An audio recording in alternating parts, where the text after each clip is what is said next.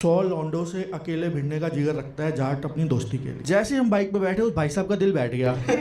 कह रहे यार मैंने गलत बंदों को दे दी। छोरे किज्जा है? बोले ताई खेलने जाऊँ। ताई बोली बहुत बढ़िया शाबाश भाई, बॉडी बनती है स्टेमिना बनता है, खेलना चाहिए। क्या खेला करे? बोला ताई ताश। ताई बोली रामखोर तने शर्म नहीं आई। 11th में भाई उसने प्रपोज किया एक लड़की को वैलेंटाइन पे, लेके गया मूवी दिखाने। कह रहे यार मेरा ना वो इंटरवल में चली गई। मैंने कहा यार दिलवाले दुल्हनिया ले जाएंगे डीडीएल से छोड़ के बंदी चलेगी, तूने कुछ हरकत करी होगी। कह रहा ना भाई कसम से मैंने कोई हरकत नहीं करी और फिल्म भी दूसरी दिखाई। मैं कौन सी? इसको क्या हुआ, उसने उठा स्पीकर उठाया चलती ट्रेन से बाहर फेंक दिया। मैंने भाई ये बाहर क्यों फेंक दिया? कह रहा भाई जो चीज़ दोस्ती में दरार लाए वो चाहिए ही नहीं। मैं क्लैरिफाई करना चाहता हूँ कि कोई इस मिसकंसेप्शन में ना रहे कि मैं हुड्डा 3.0 शुरू करते हैं। हुड्डा भाई को सीबीजी बाइक बहुत पसंद थी, तो इंडिया की सबसे पहली सुपर बाइक थी वो। पहले जैसे ये पल्सर वर्सर सब बाद में आई हैं, धूम मूवीज़ में जो बाइक्स आई उससे पहले सीबीजी थी। तो कॉलेज टाइम पे उसको बहुत पसंद थी, तो हमने कहा कि ठीक है ख़रीद ले। तो एक सेकेंड हैंड बाइक हम खरीदने गए, हम 4 दोस्त, मैं, तरुण, नितिन और हुड्डा। वहाँ बैठे भाई साहब बैठे हुए हैं जिनसे बात हो रही है, तो वो कह रहे हैं कि हमारे ना बहुत दिल के करीब है, ये हमारे फैमिली मेम्बर की तरह बाइक है, इसको प्लीज़ संभाल के रखना। हुड्डा का अपना स्वैग है, बोला भाई साहब आप कतई चिंता मत करो, अपने छोरे की तरह रखेंगे इसमें। 75,000 रुपये की नई आती है भाई, हुड्डा ने 35,000 रुपये की नेगोशिएट करके उनसे ले ली। 6 महीने पुरानी बाइक। सेल लेटर साइन करते ही, चाबी लेते ही हुड्डा ने सेल्फ मारी और दोस्त की डूसी की पार्किंग में मारी। भाई साहब का दिमाग खराब हो गया। कह रहे यार ये क्या कर रहे हो? कह रहा भाई देख मैंने पहले गई थी, ये हमारी हो गई, अब इसने अपने छोरे की तरह रफ एंड टफ बनाओगे। और फिर ये बोला आओ रे बैठो, और हम चारों उस पर बैठे। जैसे हम बाइक पे बैठे उस भाई साहब का दिल बैठ गया। कह रहे यार मैंने गलत बंदों को दे दी, कुछ कर नहीं सकता था। हम चले गए, घर गए हुड्डा के, तो बाबूजी बैठे हुए नीचे ग्राउंड फ्लोर पे, बाबूजी का रूम है, फादर साहब का उनके। तो हुड्डा गया, पैर वैर छुए बड़े स्टाइल से, जैसे बेटा बहुत बड़ा कुछ काम करके आया, पहला ज़िंदगी में कोई परचेज़ करा है लाइफ में। तो राम राम बाबूजी। मोटरसाइकिल ले ली। बाबूजी बोले बहुत बढ़िया भाई, दिखा। बाहर आए, देखे, पूरी मुआयना करा। कह रहे यो के लिए आया लोहे का भूत, क्या करेगा इसका? बोले बाबूजी मोटरसाइकिल है, बढ़िया है। कह रहे काम कर। बाबूजी कह रहे काम कर, 2 दर्जन केड़े ला के दिखा इस पे। केले सीबीसी बाइक पे कौन लेकर आता है? कह रहे यार देखो बड़ों का ना अपना एक नज़रिया होता है। तो कह रहे इससे बढ़िया बजाज चेतक ले लेता, कम से कम घर की सब्जी तो लाता, अब तेरा दिमाग ही हवा में होगा खाम खाम। हुड्डा भाई एंडी आदमी है। अभी थोड़े टाइम पहले मुझे रजौरी गार्डन ले गया स्पा में। तो कह रहा रितेश तू चुप रही हो, तुझे ज़माने का नहीं पता, मैं बात करूँगा। मैंने कहा ठीक है भाई। वहाँ जाके भाई काउंटर पे ना ऐसे यूँ बैठ गया। ये बोला साहब ने भेजा पैकेट लेने। पता क्यों पूछा?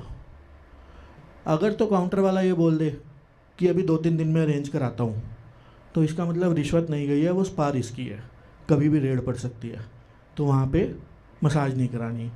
और अगर काउंटर वाला ये बोल दे अरे अभी तो भेजा रामबीर को 2-3 दिन पहले, इसका मतलब स्पा सेफ है, वहाँ फिर आराम से वो मसाज करा लेता है हैप्पी एंडिंग के साथ। हुड्डा की ताईजी आई उसके घर में, तो संडे के दिन नहा धो के तैयार होके अपना स्पोर्ट्स शूज़ वगैरह पहन के, ताई बोली हाँ रे छोरे किज्जा है? बोले ताई खेलने जाऊँ।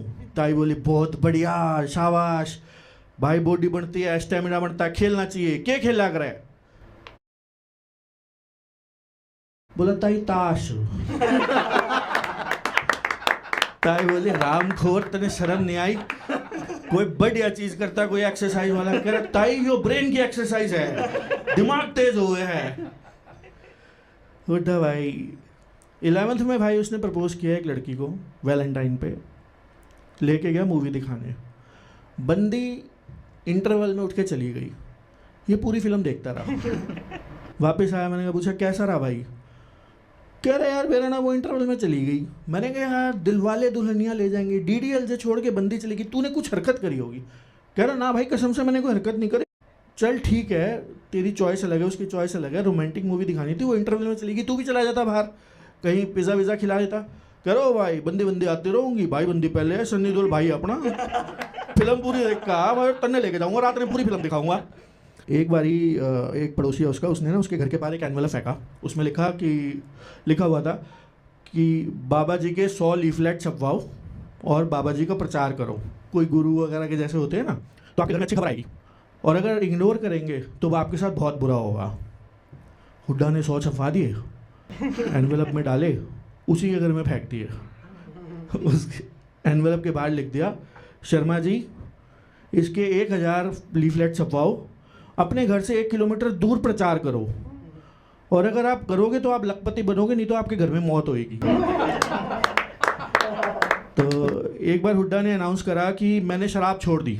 मैंने कहा जी बहुत बढ़िया, हमने ना पार्टी बना ली। हमने कहा चलो यार प्लान करते हैं, घूम के आते हैं, क्योंकि अगर वो पी रहा होता है ना तो फिर वो सबके लिए नाइटमेयर है, वो हम उसी को झेलते रहते हैं।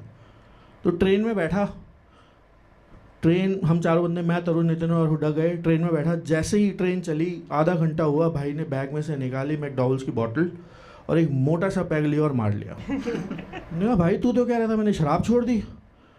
कह रहा मैंने लाउडली अनाउंस किया था कि मैंने शराब छोड़ दी, पर धीरे से मैंने बोला था दिल्ली में।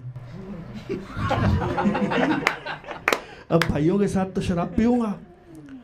तो हमने कहा कोई बात नहीं, हमें पता था हमारा ट्रिप ख़राब हो गया। मैंने कहा यार अब क्या करेंगे?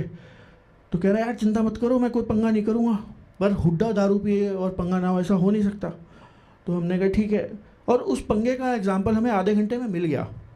उसका कारण ये था कि जब ट्रेन चली तो हमने ना एक वो ले लिया था स्टीरियो ब्लूटूथ स्पीकर कि भाई वहाँ गाने वाने सुनेंगे, बारबेक्यू करेंगे रात को होटल में। तो हुड्डा ने, वो तरुण और नितिन की आपस में लड़ाई हो रही, बात हो रही, वो बहस हो रही कि ये स्पीकर मैं ले जाऊँगा पार्टी के बाद, ये स्पीकर मैं लेके जाऊँगा, ये स्पीकर मैं लेके जाऊँगा। हुड्डा 3 पैक मार चुका था, पता नहीं उसको क्या हुआ, उसने उठा स्पीकर उठाया, चलती ट्रेन से बाहर फेंक दिया। मैंने भाई ये बाहर क्यों फेंक दिया? कह रहा भाई जो चीज़ दोस्ती में दरार लाए वो चाहिए ही नहीं। मैंने कहा वो ठीक है, चाहिए नहीं, वापसी तक तो रख लेता, कम से कम गाने तो सुन लेते। कह रहा भाई सुना हुआ तूने हनी सिंह के गाने, टेंशन क्यों ले रहा है? और भाई 3 दिन हमने हनी सिंह के ऐसी रागनी सुनी है ना कि अगर हनी सिंह खुद सुन ले भाई कसम से म्यूजिक छोड़ दे।